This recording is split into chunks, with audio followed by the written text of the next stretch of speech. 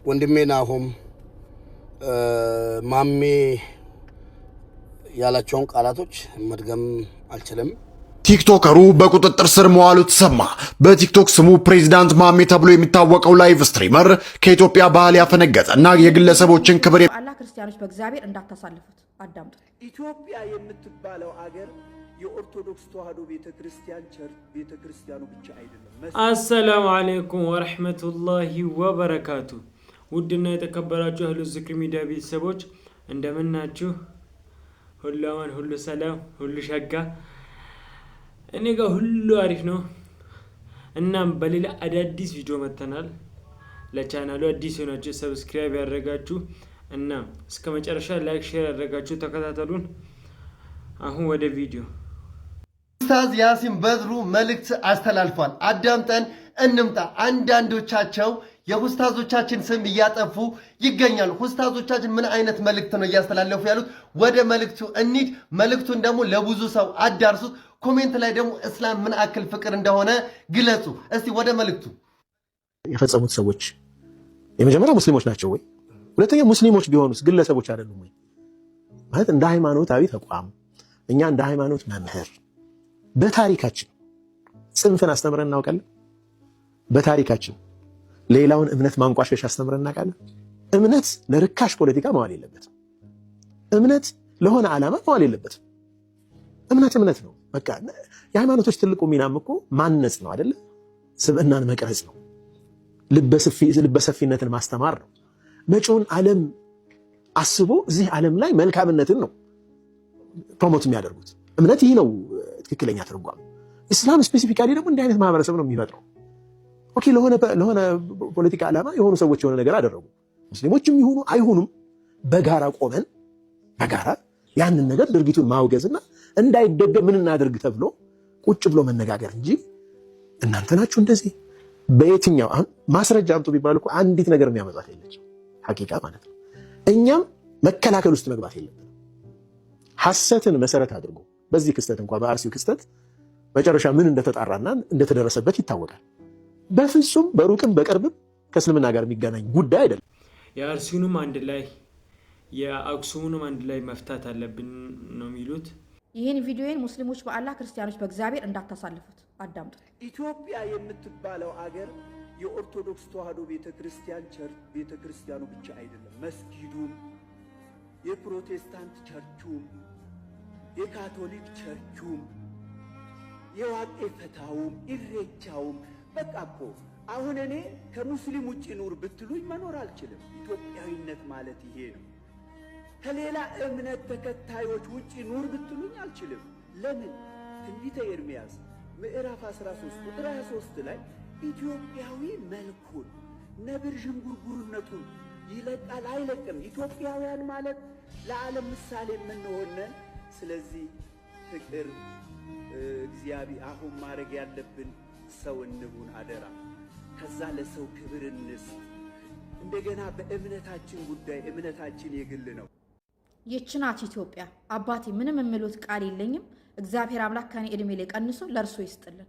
አያችሁ፣ ይሄ ነው እውነት። ይሄ ነው የኢትዮጵያ ሕዝብ የሚያዋጣን። አንድነት፣ ፍቅር፣ ሰላም። የመጣብንን ችግሮች በጋራ ሆነን መፍታት አለቀ። ከዚህ ውጪ ምንም መፍትሄ የለም። ሰላም ብቻ ነው።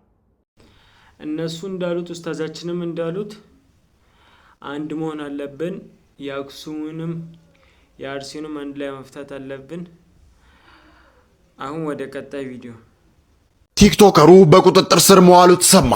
በቲክቶክ ስሙ ፕሬዝዳንት ማሜ ተብሎ የሚታወቀው ላይቭ ስትሪመር ከኢትዮጵያ ባህል ያፈነገጠና የግለሰቦችን ክብር የሚነካ ጸያፍ ስድብ በመሳደቡ ነው በቁጥጥር ስር ሊውል የቻለው።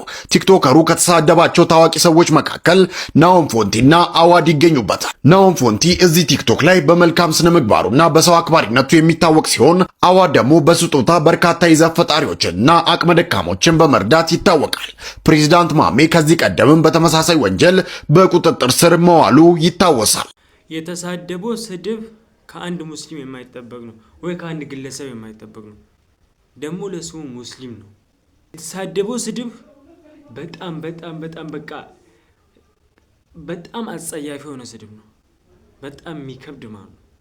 እናም አንዳንድ ሰዎች እንደ ሙባረክ ወንድሙና አንዳንድ ሰዎች ናሆም ፎንቲ ይቅርታ እንዲያደርግለት የጠየቁት ነው። እስቲ አሰላሙ አለይኩም ወራህመቱላሂ ወበረካቱ። ይሄን ቪዲዮ ለወንድሜ ናሆም ሼር አድርጉለት። ወንድሜ ናሆም ማሜ ያላቸውን ቃላቶች መድገም አልችልም። የማይባል ቃል አንተነህም ጓደኛህንም ላለው ይቅርታ ለመጠየቅ ነው የመጣሁት። ናሆሜ ወላሂ ይቅርታ ስጠይቅ ከልቤ ነው። አንተ ምስኪን ሰው ነህ። እስከማቅ ማንም የትኛውም ኢትዮጵያዊ ያውቃል። አንተ ምስኪን ሰው፣ ከአንተ ጋር ብዙ አመት ጌም ተጫውቻለሁ።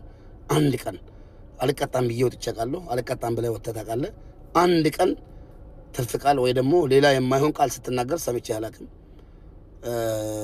ማሜ ባደረገው ነገር ወላሂ እኔ እህቴ በጣም ወዳት እህቴ ኢጅፕት ያለች እያለቀሰች ነው መታ የነገረችኝ። አልሰማሁም ነበር ይሄን አጀንዳም።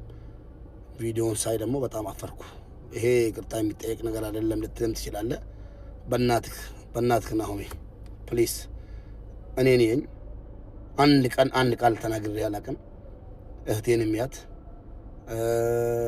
ልጁንም ህፃን ልጁንም ይሄና ይሄ ሰው ይቅርታ አይገባውም፣ እውነት ለመናገር ማለት ነው። እኔም በሆን በአንተ ቦታ ወላሂ በጣም እናደዳለሁ።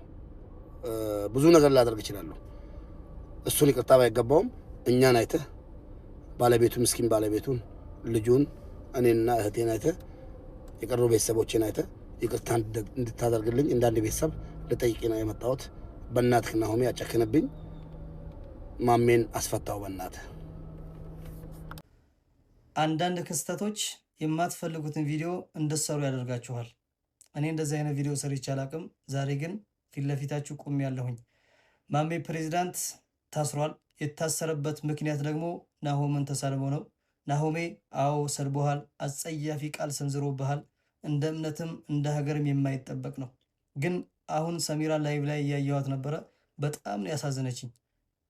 ለሚስቱ ሰሚራና ለህፃኑ ልጅ ስትል ይቅርታ አድርግለት እባክህን፣ እባክህን። እች ልጅ ከሱ ውጪ ማንም የላትም።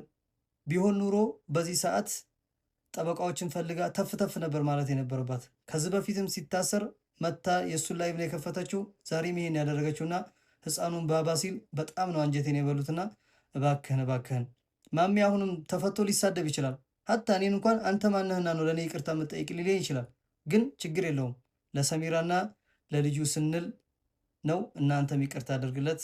የአራዳ ልጅ እባክህን፣ እባክህን። ይህን ቪዲዮ ላይክ፣ ሼር፣ ሪፖርት እያደረጋችሁ አዳርሱት። ይሄው ነው ገበያው። ሳይታሰር በፊት ራሱ ናሆም ፎንቲ ይቅርታ ጠይቅ ሚዲያ ላይ ወጣክ ብሎት ነበር፣ ግን አልጠይቅም። ለዛሬ ያዝናቸው ቪዲዮን ይመስሉ ነበረ። በሌላ ቪዲዮ እስክንመለስ ወሰላሙ አለይኩም ወረሕመቱላሂ ወበረካቱ።